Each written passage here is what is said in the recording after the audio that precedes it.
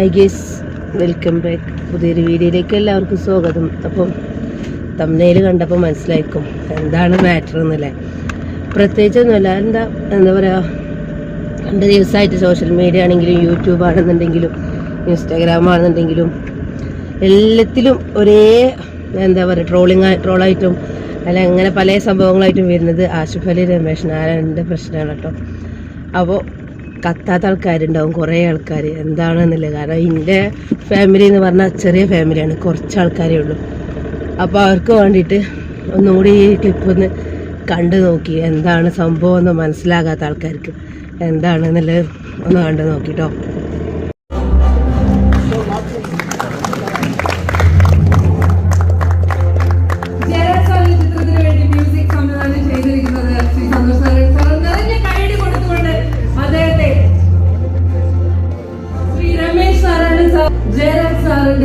സിനിമയ്ക്ക് സംഗീതം നൽകിയിരിക്കുന്നത് അദ്ദേഹമാണ്.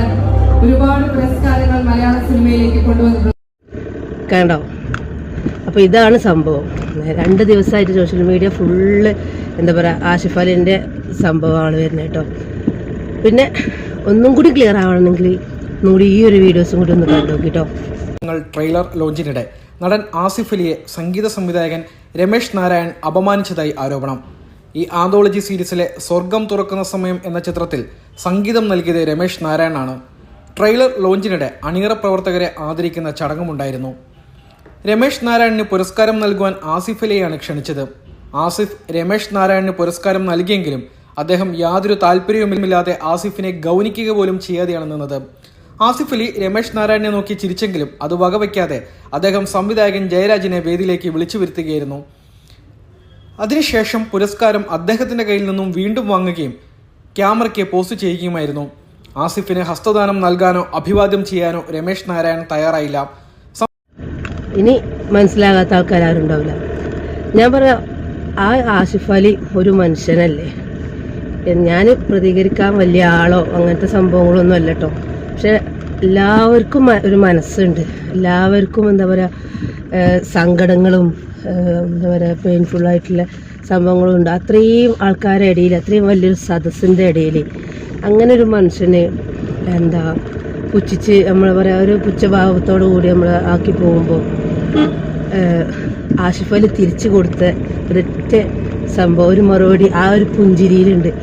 എല്ലാത്തിനുള്ള ആൻസർ ആ ഒരൊറ്റ പുഞ്ചിരി മതി. കാരണം അത്രയും ആൾക്കാരുടെ ഇടയിൽ നിന്നും അപമാനിച്ചിട്ടും ഇതാക്കിയിട്ടും ഇപ്പോഴും ആസിഫ് അലി എന്താ പറയണത്, അവർക്ക് നല്ല വേദന ആയിട്ടുണ്ട്, അവരെന്നോട് സോറി പറയാൻ പാടില്ല, സോറി പറയണ്ടില്ലായിരുന്നു. പക്ഷെ ആ വീഡിയോസും ഒന്ന് കണ്ടു നോക്കി. അദ്ദേഹം എന്നെ ഇന്നലെ, കാര്യം ഞാൻ ഇതിനൊരു മറുപടി പറയാൻ ഒരുപാട് ഓൾമോസ്റ്റ് എല്ലാ ന്യൂസ് ചാനൽസിനും എന്നെ വിളിക്കുന്നുണ്ടായിരുന്നു. അപ്പോൾ എനിക്ക് എങ്ങനെ റിയാക്ട് ചെയ്യണം എന്ന കാര്യം എനിക്കിത് ഫീൽ ചെയ്തത് എനിക്ക് റിയാക്ട് ചെയ്യാൻ പറ്റുള്ളൂ. കാര്യം ഇതെനിക്ക് മനസ്സിലാവാൻ ഒരു ദിവസം എടുത്തു. അപ്പം ഞാൻ എൻ്റെ ഫോൺ ഇന്നലെ ഓഫ് ചെയ്ത് വെച്ചേക്കുമായിരുന്നു. ഞാൻ ഇന്നലെ രാത്രി അത് ഓണാക്കുമ്പോഴാണ് അദ്ദേഹത്തിൻ്റെ മെസ്സേജ്, മോനെ പ്ലീസ് കോൾ ബാക്ക് എന്ന് പറഞ്ഞൊരു മെസ്സേജ് ഞാൻ കാണുന്നത്. ഞാൻ ഇന്ന് രാവിലെ അദ്ദേഹത്തിനെ വിളിക്കുമ്പോൾ ഒരു കോൾ എക്സ്പെക്ട് ചെയ്ത് നിൽക്കുന്ന പോലെയാണ് അദ്ദേഹം ഫോൺ എടുത്തത്. അപ്പോൾ എന്നോട് ചോദിച്ചു എനിക്ക് നിന്നെ ഒന്ന് കാണണം എന്ന് പറഞ്ഞു. അപ്പോൾ അദ്ദേഹം തിരുവനന്തപുരത്താണുള്ളത്, ഞാൻ കൊച്ചിയിലാണ്. എൻ്റെ സിനിമയുടെ പ്രൊമോഷൻസ് നടക്കുന്നുണ്ട്. കഴിഞ്ഞ 2 ദിവസമായിട്ടും എൻ്റെ ശബ്ദം കേട്ടാൽ അറിയാം എനിക്ക് പനിയായിരുന്നു. അപ്പോൾ ഞാൻ സാറിനോട് സാർ എനിക്ക് ട്രിവാൻഡ്രം വരാനുള്ളൊരു അവസരം ഇപ്പോൾ ഇല്ല, അപ്പോൾ അദ്ദേഹവും കൊച്ചിയിലേക്ക് എത്താൻ പറ്റില്ല. പക്ഷേ ആ ഫോണിൽ കൂടെ അദ്ദേഹം സംസാരിച്ചതെന്ന് എനിക്ക് മനസ്സിലായി. അദ്ദേഹം ഒരുപാട് വിഷമത്തിലാണുള്ളത്. പല സമയത്തും സംസാരിക്കുമ്പോൾ അദ്ദേഹത്തിൻ്റെ ശബ്ദം ഇടറുന്നുണ്ടായിരുന്നു. അത്രയും സീനിയറായിട്ടുള്ള, അത്രയും പ്രായമുള്ള ഒരാൾ ഞാൻ കാരണം വിഷമിക്കാൻ പാടില്ല. അപ്പോൾ ഞാൻ എന്താ പറയുക വലിയൊരാളായിട്ടോ വലിയൊരു യൂട്യൂബറായിട്ടോ ഒന്നും അല്ല കേട്ടോ. ഞാനൊരു മനുഷ്യനാണ്. ആ ആസിഫ് അലിൻ്റെ വിഷമം എത്രത്തോളം ഉണ്ടായിട്ടുണ്ട് എന്നുള്ള ഒരു സങ്കടം അത്രേ ഉള്ളൂ. ഞാൻ ആരെയും ഒന്നിനും പ്രതികരിക്കാനൊന്നിനും പോകാത്തൊരു വ്യക്തിയാണ് കേട്ടോ. പക്ഷെ 2 ദിവസമായിട്ട് ഇതന്നെ വന്നപ്പോൾ എന്തോ എൻ്റെ ഇതിൽ കുറച്ച് ആൾക്കാരുണ്ടാവുമല്ലോ, അവർ അറിഞ്ഞിട്ടില്ല എന്നുണ്ടെങ്കിൽ അവരും കൂടി അറിയട്ടെ എന്ന് കരുതിയിട്ടാണ് ഞാൻ ഈ വീഡിയോ ചെയ്തത് കേട്ടോ. അപ്പോൾ ഇത്രേ ഉള്ളൂ. എന്താ പറയുക, എന്തിനും ഏതിനും ഒരാളെ മനഃപൂർവ്വം വേദനിപ്പിക്കാതെ എന്തിനാണ് ഈ വേദനിപ്പിച്ചിട്ട് എന്താ ഇപ്പോൾ അവർക്ക് കിട്ടിയപ്പോൾ ലാസ്റ്റ് എന്തായി, അവരിങ്ങോട്ട് തന്നെ വന്നാണ്ട് എല്ലാത്തിനും മാപ്പ് പറഞ്ഞു. അപ്പം എല്ലാവരും മുന്നിലും അവരും തരം താഴ്ന്ന്. ഇപ്പോൾ ആസിഫ് അലി നല്ല ആളായി. ആസിഫ് അലിനെ തരം താഴ്ത്താൻ വേണ്ടിയിട്ടാണ് അവിടുന്ന് മൊമെൻറ്റോ വാങ്ങാതെ പോയത്. ഇപ്പോൾ ആസിഫ് അലി നല്ല ആളുമായി, ഇവർ മോശം ആളുമായി. അപ്പോൾ എന്തിനാ അതിൻ്റെ ആവശ്യം? അയാൾ അത്രയും വേദനിച്ചിട്ടും ഒരു ചെറു പുഞ്ചിരിയോടെയാണ് അവർക്ക് എല്ലാത്തിനും മറുപടി കൊടുത്തത്. അതാണ് ഏറ്റവും വലിയ ഹൈലൈറ്റ്. അതെല്ലാവരും ശ്രദ്ധിക്കണം. എത്ര വേദനിച്ചിട്ടും ഒരു വാക്കുപോലും തിരിച്ചവർ പറയാൻ റെഡിയല്ല ആസിഫ് അലി. അതാണ് അവരുടെ മനസ്സിൻ്റെ വലിപ്പം. അതിപ്പോൾ ചെറിയ ആക്ടറാണെന്നുണ്ടെങ്കിലും വലിയ ആക്ടറാണെന്നുണ്ടെങ്കിലും ആ മനസ്സിൻ്റെ വലിപ്പമാണ് നമ്മൾ അളക്കേണ്ടത്. അപ്പോൾ എനിക്ക് ഇത്രേ പറയാനുള്ളൂ. എപ്പോഴും പറയണ പോലെ മനഃപൂർവ്വം ആരും വിഷമിപ്പിക്കാതെ നിൽക്കുക. ആരും അറിഞ്ഞുകൊണ്ട് വേദനിപ്പിക്കരുത്.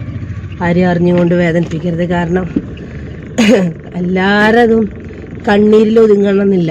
നമ്മളെ മനസ്സ് തട്ടിയാലും അവിടെ ശാപം വരും. അപ്പോൾ ലേഡീസ് ആണെന്നുണ്ടെങ്കിലും ജെൻസ് ആണെന്നുണ്ടെങ്കിലും മനസ്സ് വേദനിച്ചാൽ മതി എല്ലാവർക്കും. അപ്പോൾ അത്രേ ഉള്ളൂ.